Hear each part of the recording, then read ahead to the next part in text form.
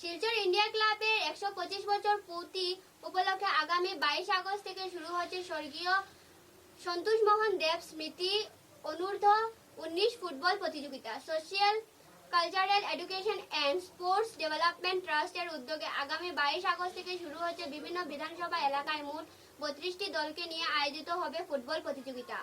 এক সাংবাদিক সম্মেলনে বিস্তারিত জানান তারা।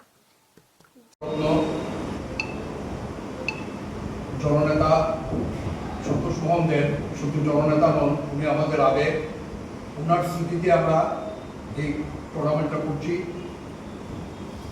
সন্তোষ মোহন আপনারা নিশ্চয়ই জানেন, ভারতবর্ষের ফুটবল এবং ক্রিকেটের বিভিন্ন বেনিফিট ম্যাচ, প্রাক্তনীদের নিয়ে ইন্টারন্যাশনাল ক্রিকেট টুর্নামেন্ট এবং আমাদের যে দিবাস্বপ্ন ছিল, যেটা আমরা কোনো স্বপ্নেও ভাবতে পারিনি, যে একটা ইন্ডোর স্টেডিয়াম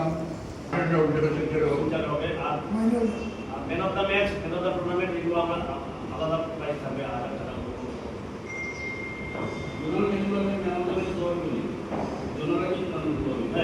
এটা ট্রফি দেওয়া হবে, মানে এটা আপাতত ঠিক আছে। আমরা একটা স্পন্সর পাইছি, এটা আমরা এটা আসেনি, এটা দেওয়াই হোক, আপাতত বাকিটা যদি দেওয়া হয় আমি জানাই।